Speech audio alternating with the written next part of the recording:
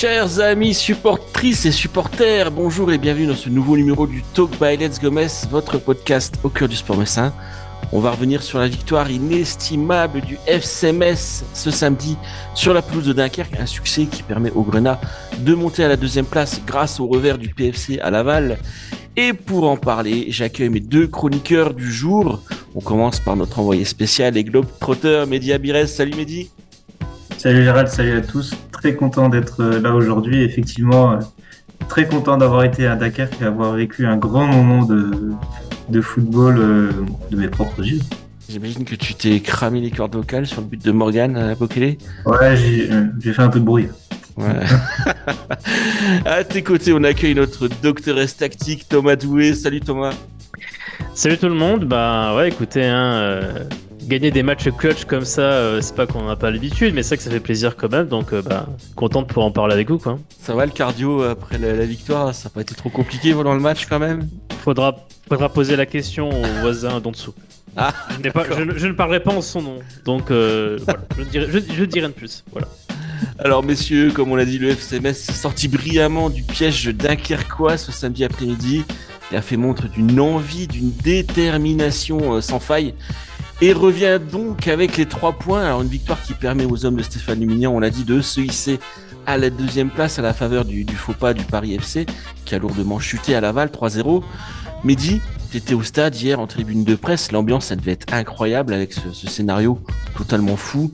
Les Messins qui ont mené 2 fois au score, qui se sont fait rattraper 2 fois, mais au bout du suspense, grâce à ce but de Morgan Bokele, le FC Metz repart avec les 3 points. Quelle victoire! Quelle victoire! Et c'est vrai que alors le stade de Dunkerque est un petit stade. Il y avait, je pense, à peu près 5000 personnes, un peu moins. Le stade était à guichet fermé. Et moi, c'est un public qui pousse en fait. Voilà, ils ont pas hésité à mettre la pression sur l'arbitre.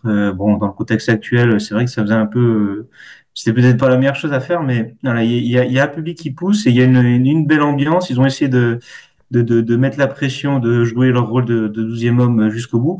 Mais c'est vrai que Metz a bien su gérer ça. C'est pas des matchs faciles. Il y a eu le vent, il y a eu voilà, c'était assez des conditions de jeu qui n'étaient pas idéales malgré le beau soleil. Et bon, malgré tout ça, on a réussi à retrouver un supplément d'âme en fin de match qui a permis d'inscrire le troisième but.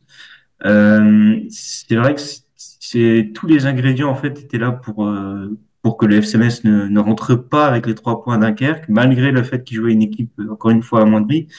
Mais au final, ils ont réussi à trouver cette force mentale et à aller au-delà, chercher un second souffle pour aller chercher cette victoire.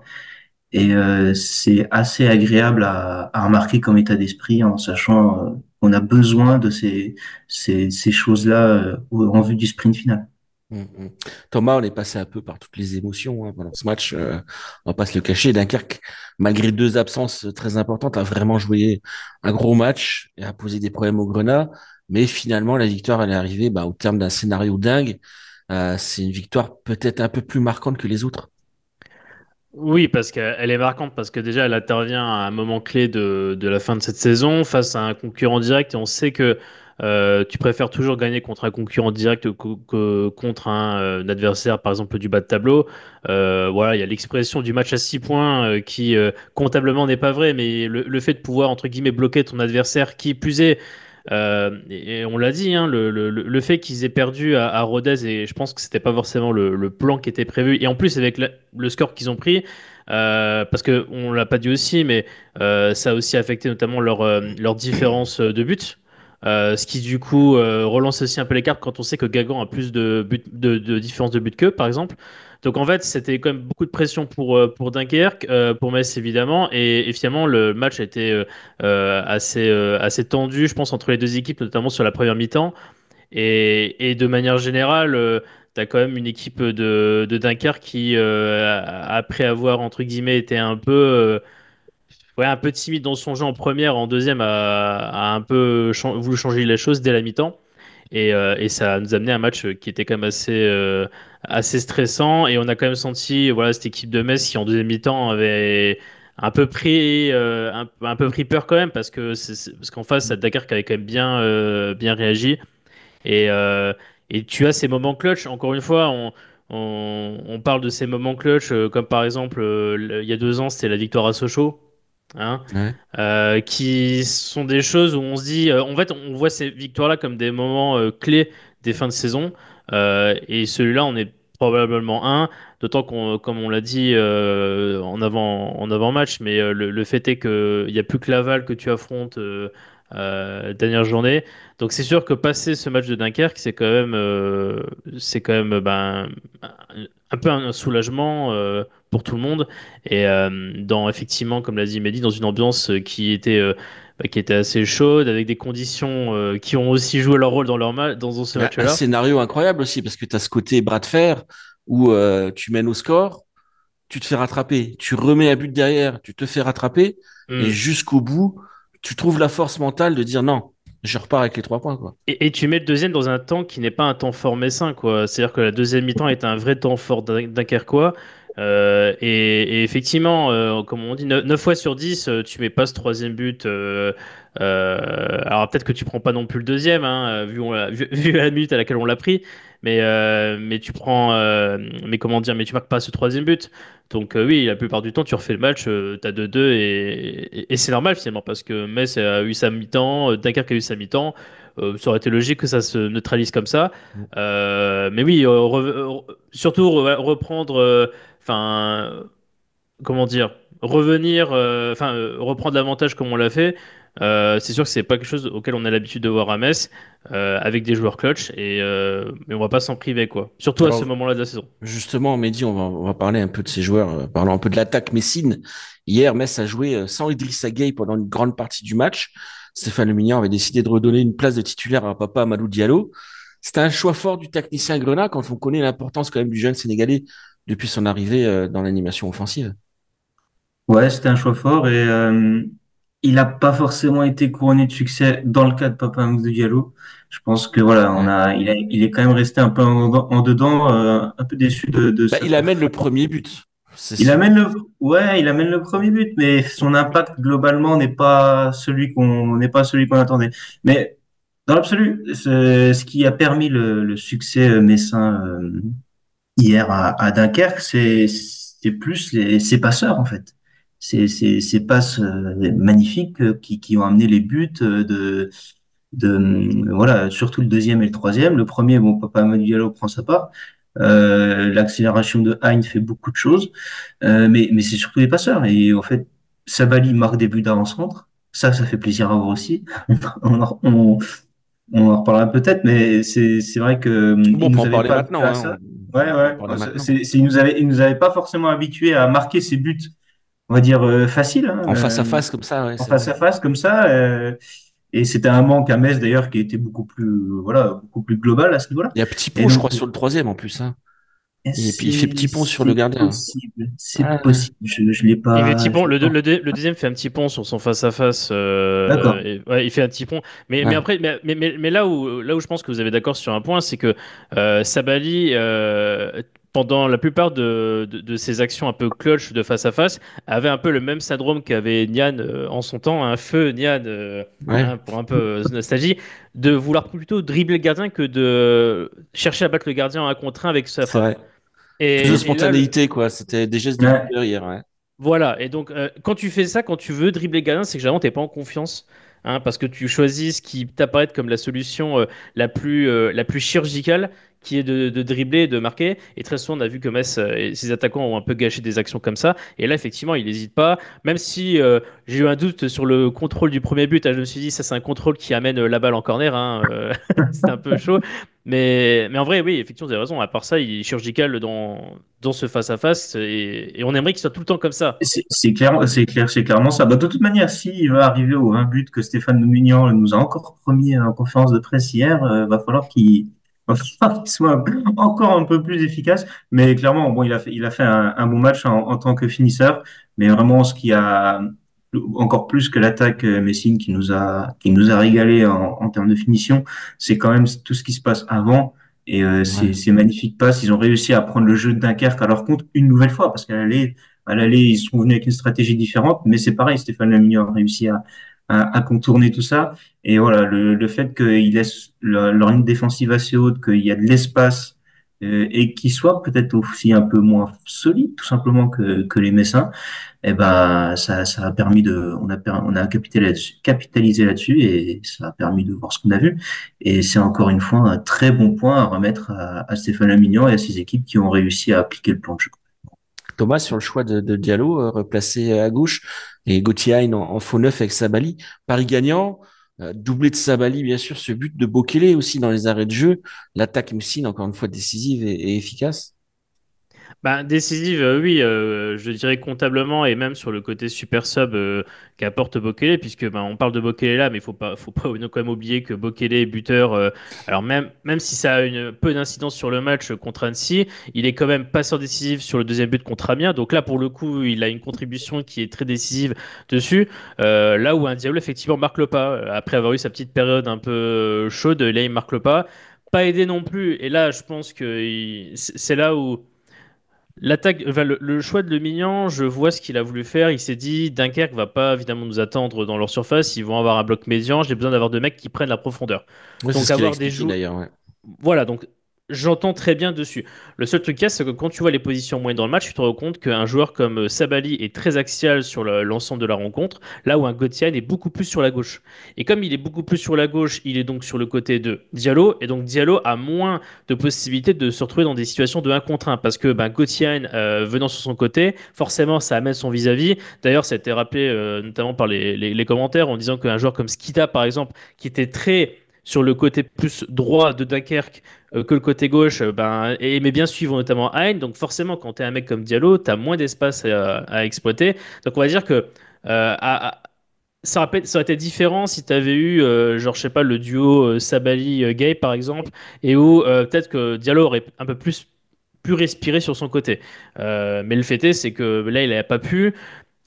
Ça a été problématique, par contre, il faut quand même le souligner, c'est que autant je trouve que ça a été très efficace sur la première mi-temps, parce que Dunkerque était resté dans l'idée bloc médian, avait beaucoup de mal à trouver la profondeur et à amener ensemble l'équipe dans notre camp et dans notre surface, autant en deuxième mi-temps, pour moi, ça s'est révélé problématique, parce que Dunkerque a cherché à monter plus haut, a fait notamment rentrer Tejan à la place de Al-Sad pour apporter plus de poids offensif. Et d'ailleurs, c'était un peu une tactique qu'il avait tenté de faire en deuxième mi-temps au match aller. Hein, quand il avait fait rentrer Gaëtan Courtet, qu'il avait mis Bamo à droite, il a voulu mettre un peu plus de monde sur l'attaque. Et finalement, là, c'est là où c'est un peu problématique, tes petites tailles devant, parce que si tu dégages, en fait, qui c'est qui va jouer tes duels aériens?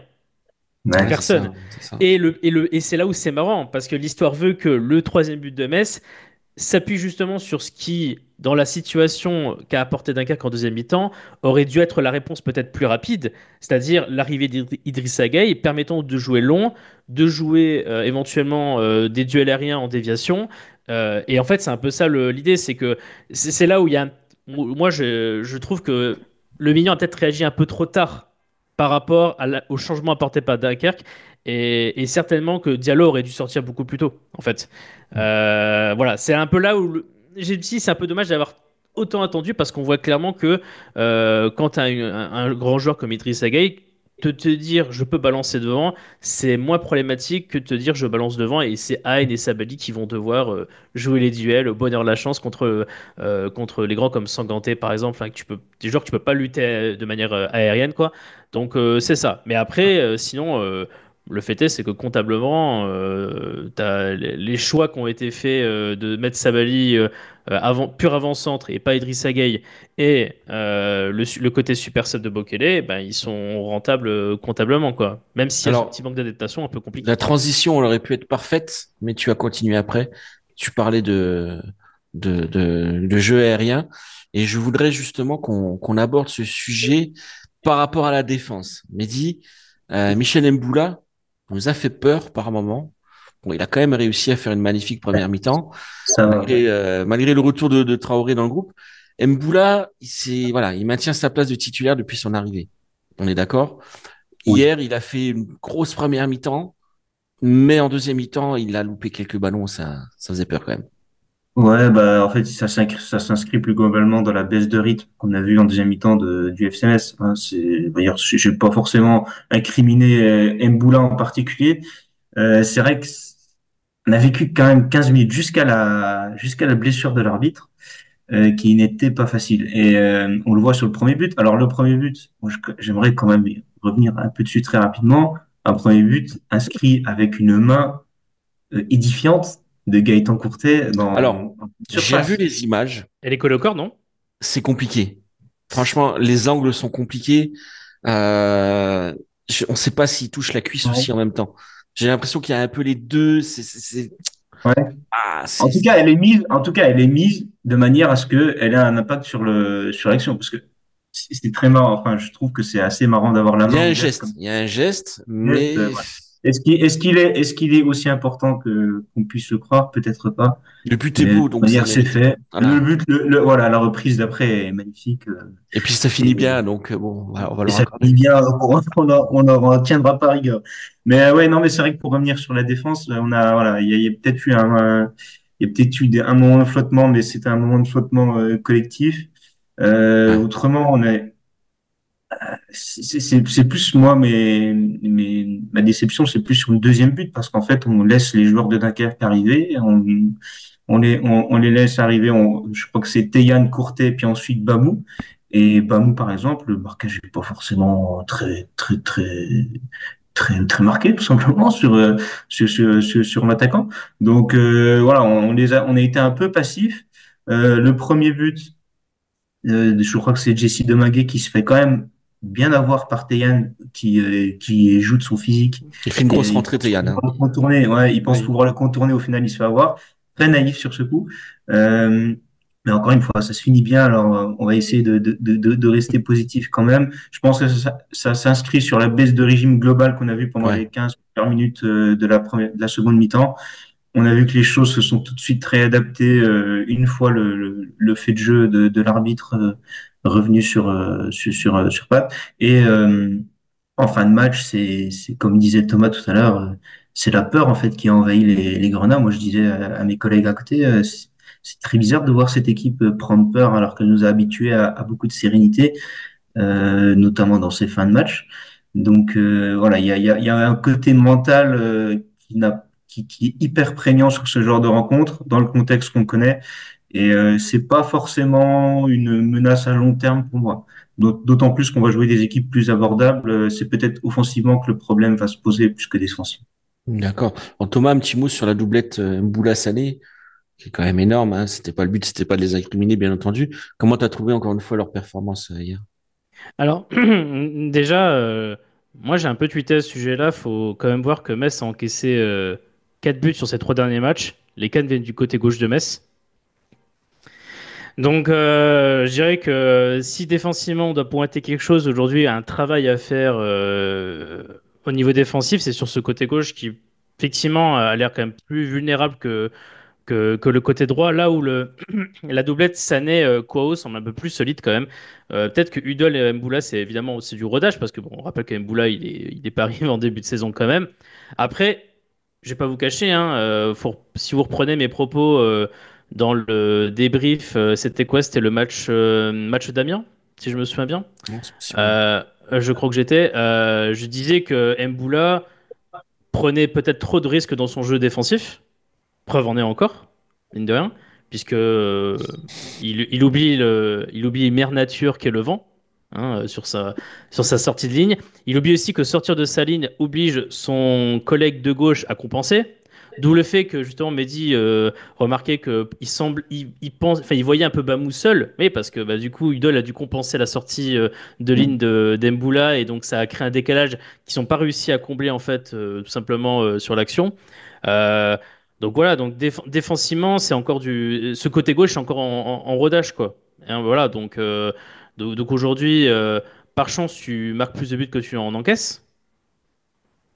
C'est toujours plus embêtant si jamais ton attaque effectivement commence à marquer le pas. Et c'est vrai qu'une attaque qui a moins de réussite, comme c'était le cas contre Ajaccio par exemple, ben, fait que la moindre erreur de défense par exemple, tu peux le payer, on va dire cash quoi. Donc ça c'est évidemment un point sur lequel travailler. Après, je vais quand même faire un petit dernier mot sur Mboula. Et d'ailleurs, je l'avais dit sur Amiens, j'avais dit que Mboula certains disaient, notamment des joueurs qui avaient pu le côtoyer, que c'était pas forcément un gros relanceur. Et j'avais dit attention parce que je trouve qu'il a quand même un potentiel de relance qui devrait plus s'exploiter parce que ça se voit que s'il se force, il peut faire des bonnes choses. Preuve en est sur le premier but, hein, parce que la passe à limite aveugle qu'il met pour justement Diallo, c'est une passe qui est décisive et c'est une passe que pas beaucoup de défenseurs au niveau Ligue 2 font. Le Il a fait un de faire des profil un passes. petit peu de récupérateur, en fait. Il a un peu un profil de 6, Oui, je mais trouve, dans sa manière de jouer, quoi. c'est marrant parce que justement, ça fait penser je me souviens, je crois que c'est Fofana et j'avais un peu la même analyse où je disais à l'époque que Fofana, quand il joue en défense centrale, il défendait comme un 6. Voilà, ouais. Parce qu'il y a ce côté prise de risque où en fait tu dois attendre que tes amis doivent compenser. Et Mboula a un peu ça, donc défensivement c'est un peu chaud quoi. Mais là où je disais c'est qu'il peut peut-être compenser offensivement dans son apport dans le jeu. Et il l'a encore montré sur le match de Dunkerque. Donc je pense que là, il est sur la bonne voie sur ce terrain-là. Par contre, défensivement, il faut pas qu'il oublie encore une fois qu'il n'est pas seul à défendre, qu'il Mm. défend dans un collectif et que ses copains doivent compenser quand il prend des risques et qu'il a intérêt à être efficace. S'il n'est pas efficace, attention, ça peut quand même amener de la dangerosité pour cette défense Messi. Alors, on n'en a pas parlé, messieurs, mais Arnaud Baudard n'a pas toujours été au top non plus au niveau des relances. Ah, il nous a fait peur une ou deux fois. Puis il a surtout loupé pas mal de ses dégagements. On aurait presque cru du Ukidja dans le texte. Mais il a aussi été décisif. Alors, Mehdi, t'en penses quoi, toi, de ce match d'Arnaud Baudard? Alors, les relances au stade Marcel Tribu hier, d'un côté comme de l'autre, c'était pas extraordinaire quand même. Il faut, Ouais. il- je veux pas relativiser, Les mais conditions, vraiment, certainement. Voilà. il fallait vivre ce vent. On a tendance à parler entre nous du microclimat de la tribune sud à Saint-Symphorien. Ah ouais. Bon, c'est la Floride, hein, comparé à Dunkerque hier. Non, vraiment, il y avait cette image que Beansport a montré pendant le match de Hein, qui est sur son corner, le ballon ne bouge absolument pas, il en a un coup de vent, il part à 10 centimètres. Vraiment, c'était compliqué. Et d'ailleurs, c'est un peu frustrant qu'on n'ait pas plus tenté de frappe de loin, notamment en première mi-temps, parce qu'on avait le vent avec nous. Et on n'est pas trop adepte de ces frappes de loin. Mais Ouais, voilà. c'est pas le.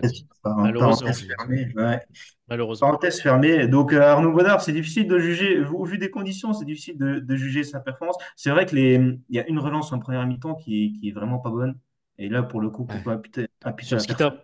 Au ras Sur du ce qui sol là, ouais. dans l'axe, là, ouais. Sur Ouais, Skita ouais, qui ouais. frappe et qui frappe à côté, Et effectivement. surtout, ce qu'il fait avant, c'est dangereux. Parce qu'il attend, il se met sur son côté gauche. Oui, oui, oui, il est. Et Mais en fait, j'ai l'impression que ça devient un peu un marqueur de ses performances parce que sur l'ensemble d'un match, on a toujours une mauvaise relance. Je me souviens, à Lorient, c'était pareil. J'ai pas de souvenir exactement de moments clés dans les autres rencontres, mais voilà, il cherche beaucoup à relancer et quand tu cherches beaucoup à relancer, forcément, tu as du déchet, alors avec Court. plus ou moins de conséquences. Pardon? Il Et cherche il cherche beaucoup à beaucoup à relancer relancer court. court. Oui, oui, Mm, oui, oui, bien sûr mm. et avec plus ou moins de réussite. Donc, c'est un bon parti pris, mais effectivement, il faudrait que. Je pense que, par exemple, dans le cadre d'une rencontre de Ligue 1, ces déchets-là, tu les payes très vite et Mm. cash. ouais. Ça mériterait de travailler vraiment sur ces relances courtes si on continue à appliquer ce même plan de jeu, parce que voilà, c'est quand même c'est une bonne façon de jouer, de mener les actions. On a vu que des actions menées par derrière, hier, ça a fait but. Donc, voilà, c'est un peu ambivalent hier, Arnaud Bodard. Les conditions n'ont pas aidé. Enfin, on a vu des ballons, des dégagements qui revenaient sur le joueur. C'était assez, Il y a un c'était ballon, assez à un moment donné, dramatique. je me suis dit, est-ce qu'il va traverser la ligne? Ouais. Non, non, non, il Non. revient, il ralentit, il reste dans le C'était camp, c'est pas possible. c'était assez dramatique. Mais je pense que voilà, Arnaud Godard, effectivement, n'a pas fait, et peut-être sur une performance un peu en deçà de ce qu'il nous a présenté jusqu'à présent, rien de bien grave vu les conditions dans lesquelles ça s'est passé. Thomas, ton avis sur la question?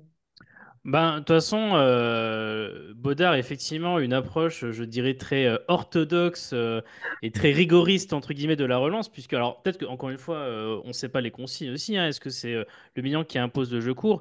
Alors, et là, je vais faire aussi ma petite critique de Le Mignan. Baudard n'est pas aidé aussi non plus par la composition offensive de Metz. Parce que Bodard, alors peut-être que Bodard a un peu plus de réflexion que Monsieur Okidja qui à l'époque balançait, il s'en moquait. Mais c'est vrai que tu te mets à la place d'un gardien, tu réfléchis, tu dis attends, si je dois le dégager en urgence devant, je le dégage sur Gauthier, Sabali, Jalot, Diallo. Bon, la balle est perdue. Sur Udol aussi, il fait à un moment donné, il fait une relance, une Oui, sur la passe gauche. à Mathieu Udol qui est incroyable dans le dos de Bien la sûr. défense. C'est Hmm. impressionnant. Mais ce que je veux dire par là, c'est que la composition, en fait, ça t'embête énormément de devoir dégager. Parce que, et preuve en est, encore une fois, il aligne un 11, et il le dit lui-même, parce qu'il voulait avoir un meilleur contrôle dans le jeu. Quand tu veux avoir un meilleur contrôle dans le jeu, tu cherches donc forcément à plus relancer court. Parce que tu veux avoir. Alors que quand tu le dégages, tu as ce côté hasard, tu laisses la chance décider de qui va avoir la balle au final. Surtout hier. Surtout hier. Surtout hier, avec en plus ce magnifique vent de dos et de face en fonction des mi-temps. Donc, c'est aussi ça, c'est qu'à un moment donné, le Milan veut imposer un jeu de relance court, et le problème, c'est qu'il y a des situations où en fait, quand tu as un pressing qui est très très fort, tu dois te dégager. Malheureusement, avec la configuration, c'est pas l'idéal, quoi. Donc c'est là où il y a ce côté aussi où Bodard des fois devrait pas réfléchir. Et tu sais que des fois, il a une idée, genre je veux relancer court, je relance court, comme le but qu'il prend contre Ajaccio, je veux la capter à tout prix, je veux la capter à tout prix pour contre-attaquer. Il y a ce côté où des fois, il faut qu'ils s'adaptent quand même à la situation et qu'ils se disent quelle est la moins pire des solutions. Et c'est là où je pense qu'il a un petit truc où il doit un peu augmenter son niveau Bodard, c'est des fois ne pas se prendre la tête en fait. Et un peu sortir un peu des règles entre guillemets qui s'est fixé dans comment il joue tout simplement. Alors, messieurs, j'aimerais qu'on termine ce talk avec un petit débat. Moi, je trouve ça rageant quand même que Lorient soit aussi Mhm. efficace.